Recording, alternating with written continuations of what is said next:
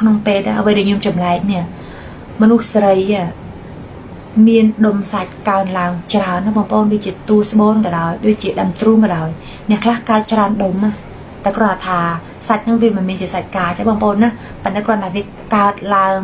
ងាយច្រើនមែនទែនដូច្នោះអ្វីដែលខ្ញុំសូមទឿនបងប្អូនเนี่ย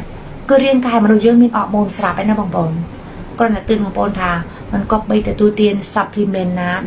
ដែលយើងមិនស្គាល់ហើយយើងមិនដឹងការពិតเนี่ยយកចូលបងប្អូនព្រោះរាងកាយមនុស្សយើងមានអរម៉ូនស្រាប់ការដែលយើងយកអរម៉ូនសិប្បនិមិត្តចូលទៅច្រើនវាអត់ល្អណាបងប្អូនណាវាធ្វើឲ្យកោសិកាក្នុងរាងកាយយើងផ្លាស់ប្ដូរ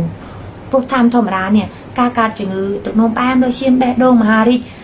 អត់តកតូននៅដំណរពុយណាបងប្អូនសប្ងៃវាតកតូននៅសកម្មភាពរបស់យើងផ្ទាល់ណាបងប្អូនណាយល់ទេបងប្អូនដូច្នោះយើងអាចកាត់បន្ថយបានល្អអាហារបំពន់เนี่ยខ្ញុំឧបមាដូចជីគីមីបងប្អូនមិនមែនថាខ្ញុំអេនទីវាទេបងប្អូនក៏ប៉ុន្តែខ្ញុំសង្កេតមើលអ្នកដែលសុខភាពល្អពិតៗเนี่ยអត់មានបានមកពីការទទួលទានថ្នាំបងប្អូនតែគេទទួលទានអាហារដែលមានប្រយោជន៍ហើយហាត់ប្រាណគេអាចបានធ្វើការរំលោភរាងកាយឬចិត្តរបស់គេជ្រុលបងប្អូនបានគេសុខភាពល្អសង្កេតមើលមនុស្សយើងមាន24ម៉ោងដូចគ្នាហេតុអ្វីអ្នកខ្លះមានអ្នកខ្លះក្រអ្នកខ្លះឈឺអ្នកខ្លះសុខភាពល្អគ្រប់យ៉ាងវាតកតងនឹងកន្លែងនេះបងប្អូនគេហៅថា mindset ណាបងប្អូនណា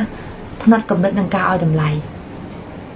យើងឲ្យតម្លៃប្រាក់យើងមានប្រាក់តែយើងបាត់បង់សុភមង្គលយើងបាត់បង់សេចក្តីសុខផ្លូវចិត្តហើយយើងបាត់បង់សេរីភាពផ្លូវចិត្តយើងបាត់បង់សុខភាពដូចគ្នា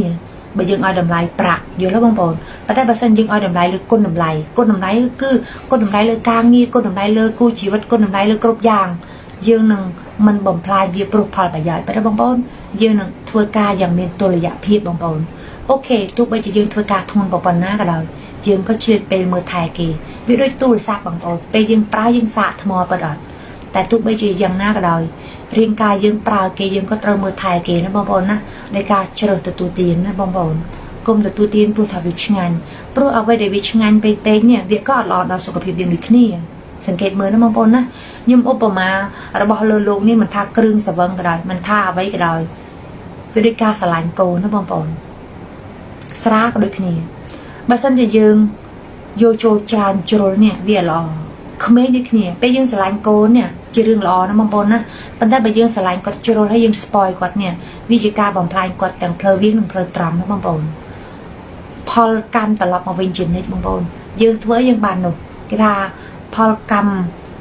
វាដូចមេដែកទេបងប្អូនវាដូចកង់អាទេសហើយបងប្អូនណាវាវិលមករកយើងវិញដែរសង្កេតមើលមនុស្សយើងធ្វើបាបធម្មជាតិធ្វើបាបយើងមនុស្សយើងបំផ្លាញដីឃើញបច្ចុប្បន្ននេះអាហារដែលយើងហូបចុកមានតែរបស់គីមីមនុស្សយើងធ្វើបំផ្លាញប្រភពទឹកបងប្អូនឃើញអត់សប្ងៃយើងអត់មានទឹកប្រើប្រាស់គ្រប់គ្រាន់ទេបងប្អូនណាពិភពលោកក្តៅឡើងមនុស្សយើងគ្រប់រូបសុទ្ធសឹងតែមានចំណែកក្នុងការបំផ្លាញធម្មជាតិទាំងអស់គ្រាន់